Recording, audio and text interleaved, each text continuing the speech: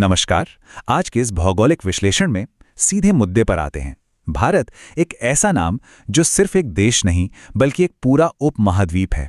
आज हम इसके विशाल, सचमुच विस्मयकारी भौगोलिक और प्रशासनिक परिदृश्य का एक विस्तृत खाका खींचने वाले हैं। प्राचीन सभ्यताओं की जड़ों से लेकर आज की आधुनिक सीमाओं तक ये समझना बेहद दिलचस्प है कि भारत की लोकेशन ने इसके पूरे इतिहास और वर्तमान को कैसे घड़ा है। तो चलिए बिना किसी देरी के इस रोमांचक सफर की शुरुआत करते हैं। आज की हमारी चर्चा की रूपरेखा कुछ इस प्रकार होगी। भारत की ऐतिहासिक पहचान से शुरू करते हुए हम इसके विशाल आकार, भौगोलिक सीमाओं, अक्षांश और देशांतर के हमारे जीवन पर प्रभावों को समझेंगे और अंत में इसके आंतरिक राजनीतिक प्रशासन पर एक नजर डालेंगे। तो आइए सबसे पहले बात करते हैं भारत की पहचान और इसके इतिहास की। समय के साथ इस विशाल भूभाग के नाम कैसे बदले, ये कहानी बड़ी दिलचस्प है। शुरुआत होती है सिंधु घाटी सभ्यता और उत्तर भारत में आर्यों के निवास से, जिसके कारण इसे सबसे पहले आर्यावर्त पुकारा गया। फिर शक्तिशाली राजा भरत के नाम पर यह भारतवर्ष कहलाया। एक बड़ा बदलाव तब आया जब ईरानियों ने सिंधु नदी को पार किया और उसे हिंदू कहा, जिससे नाम पड़ा हिंदुस्तान। और फिर आए यूनानी, जिन्होंने इसी नदी को इंडस पुकारा और यहीं से जन्म हुआ उस नाम का जिसे आज पूरी दुनिया जानती है, इंडिया। अब दूसरे बिंदु पर आते हैं, जो है इसकी अवस्थिति और आकार। थोड़ा पीछे हटकर देखते हैं कि ग्लोबल मैप पर भारत कहां ठहरता है। क्षेत्रफल की दृष्टि से भारत दुनिया का 7वां सबसे बड़ा देश है। जरा सोचिए, पूरी पृथ्वी के कुल भूभाग का लगभग 2.4% हिस्सा अकेले भारत के पास है। यह कोई छोटा मोटा आंकड़ा नहीं है। एशिया के दक्षिण मध्य भाग में अपनी मौजूदगी और उत्तर में ऊंचे हिमालय से लेकर दक्षिण में गहरे हिंद महासागर तक फैलाव के कारण भारत अपने पड़ोसियों के साथ मिलकर सचमुच एक विशाल उपमहाद्वीप की तरह काम करता है। तीसरे हिस्से में हम समझेंगे इस चतुर्भुज के आकार वाले देश की भौगोलिक सीमाओं को।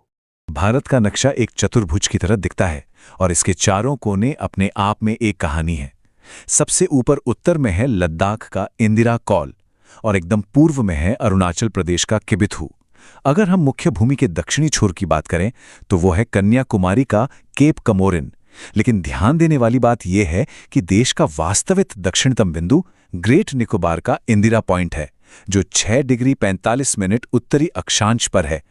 हालांकि 2004 की भयंकर सुनामी में यह हिस्सा काफी गंभीर रूप से प्रभावित हुआ था और पश्चिम में यह सीमा जाती है गुजरात के गौरमोटी तक।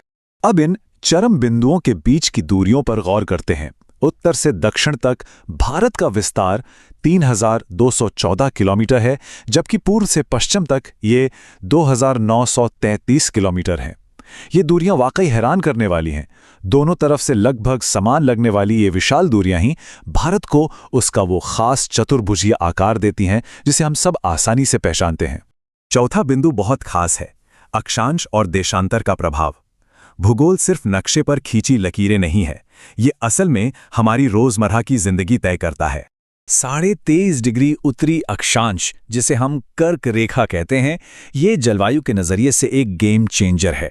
ये रेखा भारत को लगभग 2 बराबर हिस्सों में बांटती है और गुजरात से लेकर मिजोरम तक कुल 8 राज्यों से होकर गुजरती है। इसका सीधा असर ये होता है कि भारत का दक्षिणी हिस्सा उष्णकटिबंधीय यानी ट्रॉपिकल बन जाता है, जबकि उत्तरी हिस्सा उपोष्णकटिबंधीय रहता है। इस अक्षांशीय फैलाव का एक बहुत ही व्यवहारिक असर दिन और रात की लंबाई पर पड़ता है। विषुवत रेखा के करीब होने की वजह से केरल में साल के सबसे लंबे और सबसे छोटे दिन के बीच बमुश्किल 45 मिनट का अंतर होता है। लेकिन जैसे ही हम उत्तर में लेह लद्दाख पहुंचते हैं, ये अंतर बढ़कर सीधे 5 घंटे तक पहुंच जाता है। दक्षिण भारत में विषुवत रेखा के पास होने से सूरज की किरणें सीधी पड़ती हैं, इसलिए वहां गर्मी ज्यादा होती है, जबकि उत्तर में किरणें तिरछी होने के कारण सर्दियां काफी ठंडी होती हैं। ठीक इसी तरह पूर्व से पश्चिम के बीच जो 30 डिग्री का देशांतरीय अंतर है, वो भी कोई छोटी बात नहीं है। पृथ्वी के घूमने के कारण ये अंतर समय पर बहुत ही नाटकीय असर डालता है। क्या कभी सोचा है कि अरुणाचल प्रदेश में सूरज गुजरात की तुलना में लगभग 2 घंटे पहले क्यों उग जाता है? ऐसा इसलिए होता है क्योंकि पृथ्वी को 1 डिग्री देशांतर पार करने में 4 मिनट का समय लगता है और ये 30 डिग्री का फासला सीधे 2 घंटे का समय अंतराल पैदा कर देता है। अब देश में दो अलग अलग घड़ियां तो नहीं चल सकती, इसलिए पूरे देश का समय एक समान रखने के लिए 82.5 डिग्री पूर्वी देशांतर को भारतीय मानक समय माना गया है, जो मिर्जापुर से होकर गुजरता है। अब बढ़ते हैं अपने 5वें विषय की ओर, भारत की सीमाएं और महासागर जो इस राष्ट्र को सुरक्षा देते हैं।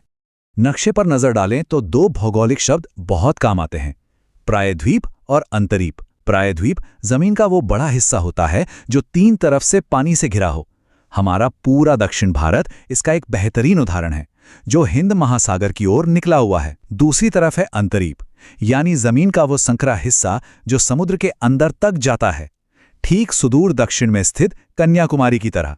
भारत की बाउंड्री सिर्फ जमीन तक ही सीमित नहीं है, इसकी परिधि बहुत विशाल है।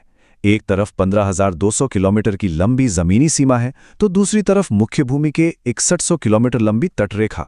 अगर हम अंडमान निकोबार और लक्षद्वीप जैसे द्वीपों की तटरेखा को भी मिला लें तो कुल समुद्री सीमा 7516.6 किलोमीटर हो जाती है। एक मजेदार तथ्य ये भी है कि देश में सबसे लंबी तटरेखा गुजरात की है और सबसे छोटी तटरेखा गोवा की। भारत की स्थिति सामरिक रूप से बेजोड़ है।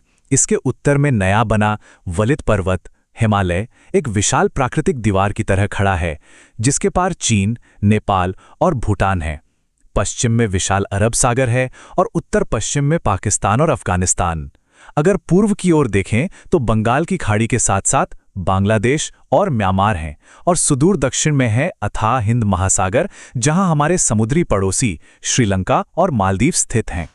और अंत में छठा बिंदु, राजनीतिक प्रशासन। आइए अब देश की बाहरी सीमाओं से अंदर की ओर चलें और देखें कि आंतरिक ढांचा कैसा है। इतनी बड़ी आबादी और इतने विशाल क्षेत्रफल को आसानी से चलाने के लिए भारत को आज 28 राज्यों और 8 केंद्र शासित प्रदेशों में बांटा गया है, और इसकी राजधानी है नई दिल्ली। आजादी के बाद राज्यों को मुख्य रूप से भाषा के आधार पर बनाया गया था। आज के समय में राजस्थान सबसे बड़ा राज्य है और गोवा सबसे छोटा। वहीं अगर केंद्र शासित प्रदेशों को देखें तो लद्दाख सबसे बड़ा है और लक्षद्वीप सबसे छोटा। लेकिन ये अंदरूनी नक्शा कभी भी एक जैसा नहीं रहा। इसमें लगातार बदलाव होते रहे हैं। 1953 में भाषा के आधार पर बने पहले राज्य आंध्र प्रदेश से लेकर 1966 में हरियाणा और 1987 में गोवा के पूर्ण राज्य बनने तक का सफर बड़ा ही दिलचस्प रहा है। 2014 में तेलंगाना का गठन हुआ और हाल ही में 2019 में हमने देखा कि जम्मू कश्मीर का पुनर्गठन करके लद्दाख को एक नया केंद्र शासित प्रदेश बनाया गया। ये साफ दिखाता है कि भारत का ये प्रशासनिक ढांचा कितना जीवंत और गतिशील है। तो इस पूरे विश्लेषण के बाद एक बहुत ही प्रासंगिक सवाल मन में आता है।